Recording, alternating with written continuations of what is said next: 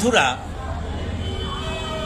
আল্লাহর ওলিদের সম্পর্কে লিখতে গিয়ে আমি 350-র উপরে কেতাব রচনা করেছি। আপনারা হয়তোবা জানেন যে সারা বাংলাদেশে আমি আমার কেতাবগুলো সারা বাংলাদেশের বিভিন্ন দরবারে, খানকায় বা যারা আল্লাহর ওলিদের প্রেমী তারা পড়ে। আমি গবেষণা করে দেখেছি সারা পৃথিবীতে আল্লাহর যত ওলি রয়েছে, মহান ওলি রয়েছে, আল্লাহর ওলিদের কারণেই সৃষ্টি এত সুন্দর।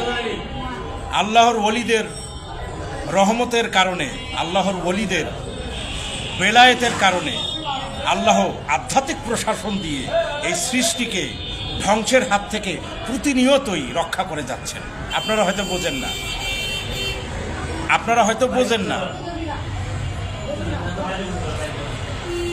আজকে দুঃখের সাথে বলতে হচ্ছে যে আমরা বাংলাদেশে গত 1 বছরে আমরা আল্লাহর ওলিদের প্রতি যে পরিমাণ নির্যাতন, আল্লাহর ওলিদের যারা অনুসারী, আল্লাহর ওলিদের বিভিন্ন মাজার, খানকা, দরবারে, দরগায় প্রচুর পরিমাণে হামলা হয়েছে।